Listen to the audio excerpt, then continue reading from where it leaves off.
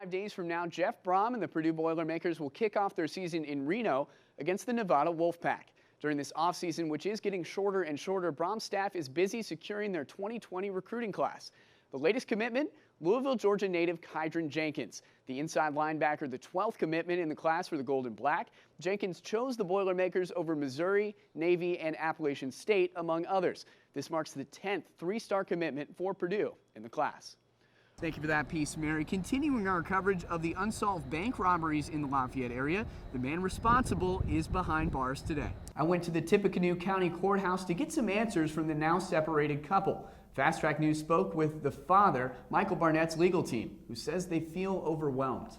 The hub on campus has not released an official statement about how they plan to fix security issues. I went to the hub to talk to residents about the incident and what they think the apartment complex should do to respond. That shots were fired on the pool deck of the hub last Sunday night. What was supposed to be the center for student life on campus has become the hub to a whole host of problems. And hub on campus residents told Fast Track News that they've had enough. If you live on the south side of West Lafayette, there's a pretty good chance that you've at least seen Total Fitness Experience without giving it a second look. But if you walked behind those doors and met the owner, Paula Davis, you'd find there's far more than meets the eye. On a very chilly October morning, several hundred people gathered to greet NASA astronauts right here in front of Armstrong Hall. And what we found out is that people came from far more than just West Lafayette. The hub on campus hasn't released any additional information as to when security measures will be improved or when the pool area will return to normal operation. And as you can see behind me, a lot of construction remains. The future of the hub on campus is uncertain. From South Chauncey, JD Arland, Fast Track News. Student section on the floor tonight for player intros in Delphi. They're locked and loaded, and Coach Brian McMahon has a game plan to lock out Emmanuel Stemmis. He's a weapon from deep, and the Eagles will need him tonight. Faith Christian got things going immediately on defense. They come up with a turnover and the layup. Andrew Lurkis able to find the basket. Faith Christian just getting started though. Jaden Riley shows off his range. That's a bucket, and FC is still up by 1.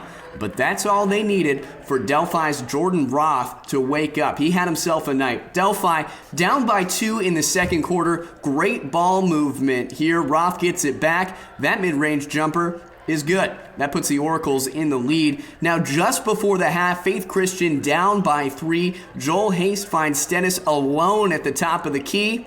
Cash money. Faith Christian gets the win tonight on the road, 53-51, the final in Delphi. All right, over to Monticello. Central Catholic taking a road trip to Twin Lakes Knights, trying to make it 3 wins in a row. The Indians weren't giving up an inch on their home field. Clark Barrett lobs it up. That's dangerous. Lewis Dellinger collects the interception for the Red, his second in the last 2 games. Then the hit stick. Boom! Dellinger sends them into the ground. You can feel that one from home. Deep in the second quarter, still scoreless. Barrett gives it away to Kai Schrader. Finds space on the outside and walks the tightrope into the end zone.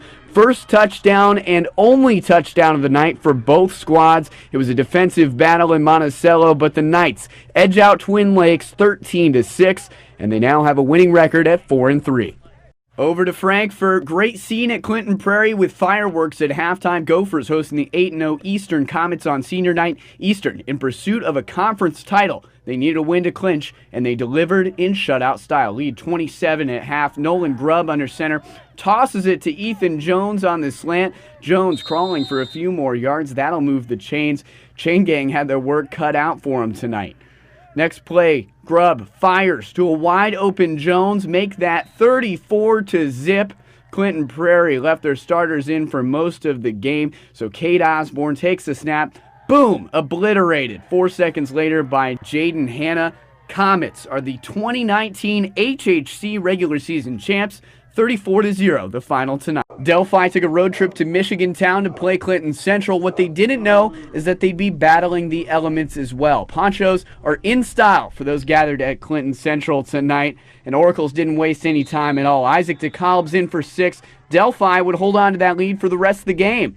Next quarter, the weather grounded Jordan Ross' aerial attack, and so Jaden McLean will just have to make do. Delphi now leads by 12, but the winds are picking up, and when it rains, it pours. Between the wind and the rain, it was just above freezing at Clinton Central. Hey, Jaden McClain didn't let it bother him at all. Oracles get it done 19-6. Bulldogs come up short. Rondale Moore is used to attracting attention on the field. And for good reason. The Louisville native was a consensus All-American as a freshman. His numbers were off the charts. Over 100 receptions, 1,200 receiving yards, and 12 touchdowns. But when it comes to this upcoming season, Moore is focused on just one letter, W. At the end of the day, the goal is the same, man, and that's the win. To get those W's, Moore worked with team nutritionist Lauren Link to gain weight this offseason. And with new size, Coach Braun has high hopes for the sophomore as well. I think he's probably, anytime you can gain a little good weight and be a little physically stronger, it's going to help. He was strong last year for us. So, he plays strong, he plays fast, he's quick. I think he's got to continue to keep his quickness and speed, which he has. It'd be easy for Moore to explain his success with his own work ethic. But if you ask him what he plays for, Moore attributes that drive to his mother, who's battling a bone disease. To still stand and come to my games after everything she's been through, and to just still even support me and do everything she's done, and it is really cool. And she's taking care of me so much. I just want to give everything. I want to give her the world. Rondale Moore and the rest of the Boilers will be back in action in just under 6 weeks. That game is on August 30th in Nevada to take on the Wolfpack. From Chicago, J.D. Arland, Sports 18.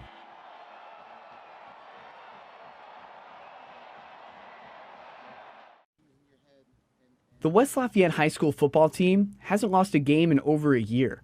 The new state championship sign displayed proudly at Gordon Straley Field commemorates the undefeated 2018 football season.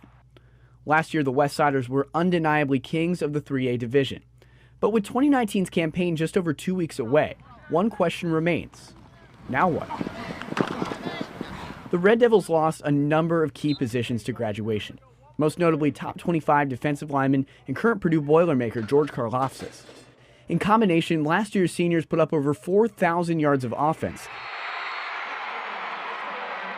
Senior quarterback Kyle Adams and senior linebacker Lamont Johnson seem to think the Red Devils can rally together to elevate the team to last year's glory. That's the one thing that's really struck me, is there's a lot of chemistry starting from the seniors all the way down to the freshmen. It seems like everyone's really equal on this team. We're all in it as a whole. Hey, win up 3, 1, 2, 3, win!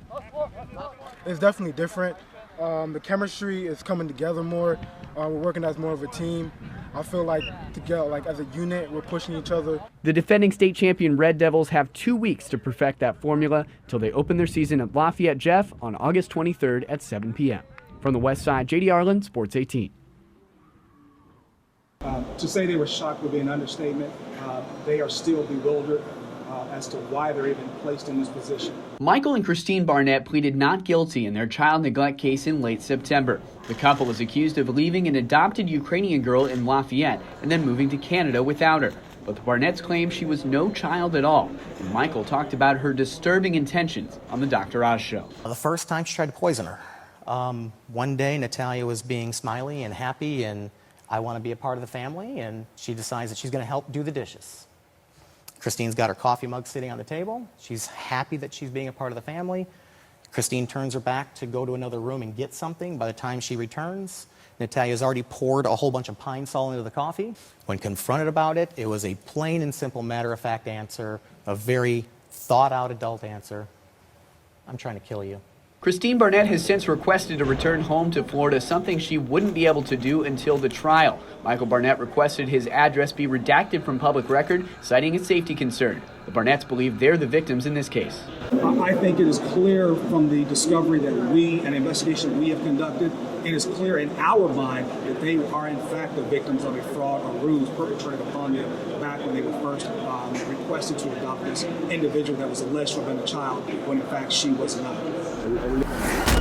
Welcome back. This homecomings-themed Giant Leaps Home brought a few more people than just alumni to campus. That's right, Mary. Purdue hosted NASA astronauts in the shadow of the Neil Armstrong statue last Saturday for about an hour. I bundled up and went down there to talk to people about what it meant to them. On a very chilly October morning, several hundred people gathered to greet NASA astronauts right here in front of Armstrong Hall. And what we found out is that people came from far more than just West Lafayette. I saw there was an astronaut reunion, and I was like, we have to do this, we have to. So we just got in the car and drove from Annapolis, and here we are. Annapolis, Maryland. The Slack family and their 3 kids drove 10.5 hours. Patrick, dressed in his orange spacesuit and winter gear, even got a patch from the International Space Station. The event lasted just over an hour on the morning of homecoming, featuring 14 astronauts meet and greet style. But it was more than a handshake or a high five that stuck with Fiona Slack. I think seeing a few girl astronauts because I've never seen them before. Female astronauts like Beth Moses, who graduated from Purdue in 1994. Lines were long, over 2 hours in sub-40-degree temperatures, but there was no shortage of current Boilermakers. I think the coolest part was just like seeing the amount of astronauts that Purdue has, and just like realizing how much of an impact Purdue program has had on like the space program. This is the second time Purdue's run a similar event in the past 5 years, but with the introduction of new spacesuit jerseys, this event couldn't have come on a better day. Outside of Armstrong Hall, JD Arland, Fast Track News.